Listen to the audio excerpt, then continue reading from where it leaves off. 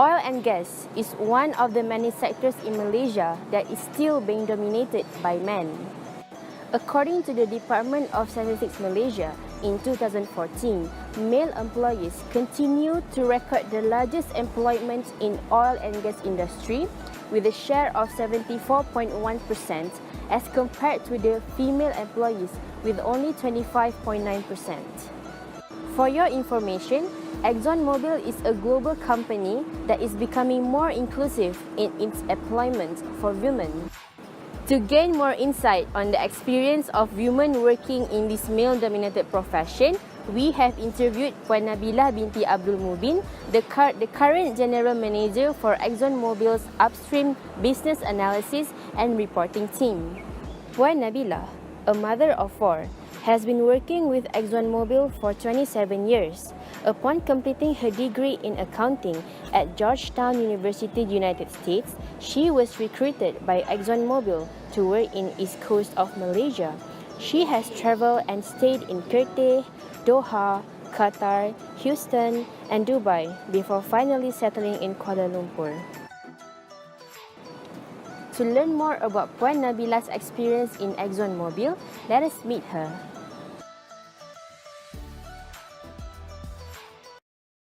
So our interview today will focus more on women working in male-dominated profession. Okay, so having studied in the US, did you observe any difference in gender equality there as compared to Malaysia? And in what aspects do they differ?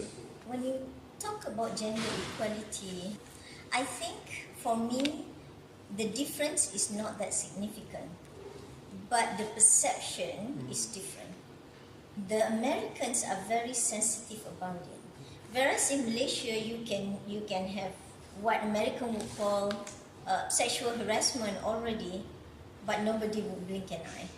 When it comes to the real thing, women in Malaysia are being treated differently. In work environment, in workforce, typically what you would see is that women are expected to handle their womanly issues and problem at home on your own, without getting much help from the companies. There is no special treatment for women in Malaysia. When I started to work, there was no such thing as mother's room for mother to pump their milk. Women have the same surau or prayer room as men. Doesn't have any special facility. Then how would you describe the corporate culture? Do you think there is a difference in the treatments received by female professionals as compared to male professionals in the workplace? And again, I would speak towards my company, ExxonMobil, right? When it comes to management, treatment on the workers, there is no difference. However, because of the nature of business that we are in, some women, after a while, especially in the engineering job family, they trickle off. They join the company just like their male counterparts, and they went up the ladder, just about equally.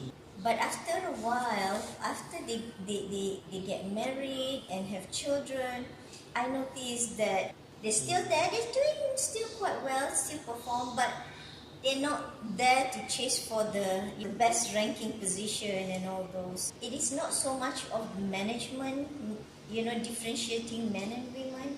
It's more of women themselves sometimes make that choice.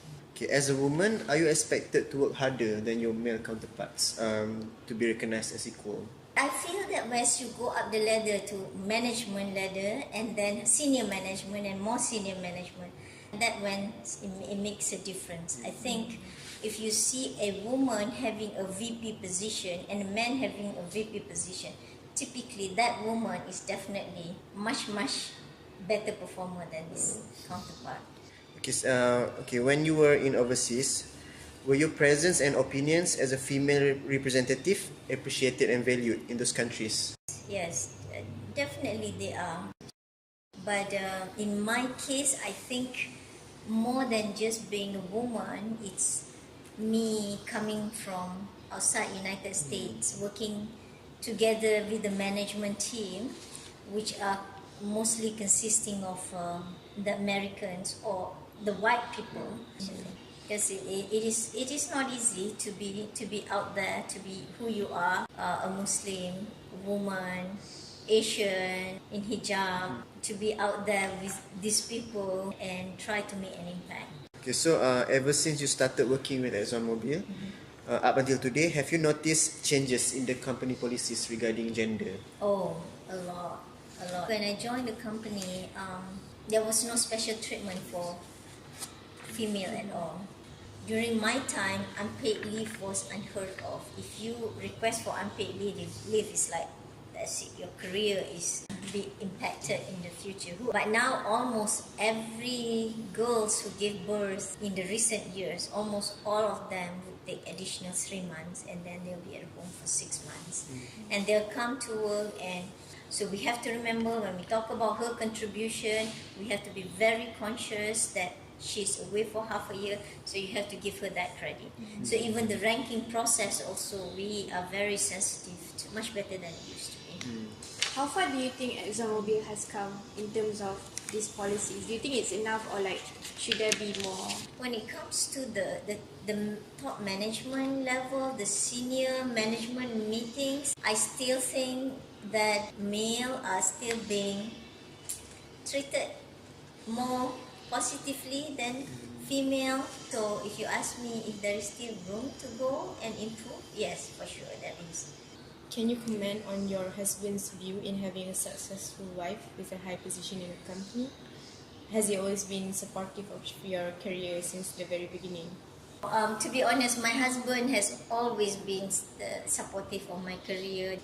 He's very proud of me, never have issues with me having to work, having to travel, whatnot.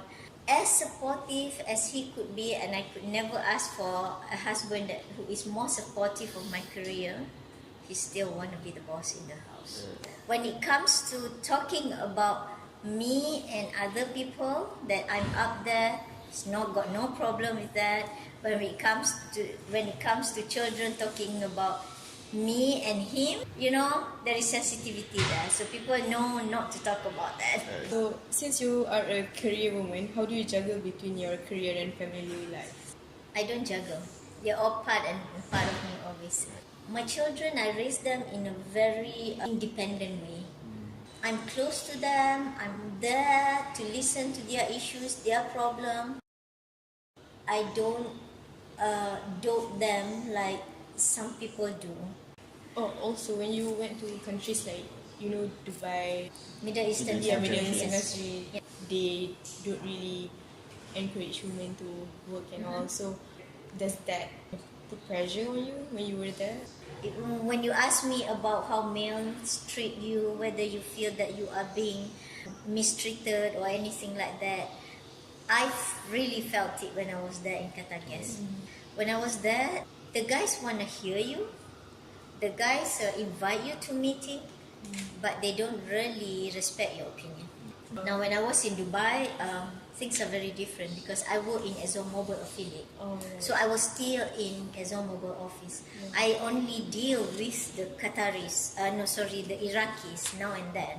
They respect me because these are a few of them only coming to learn things from me. They listen to me talking, and I pretty much tell them what to do.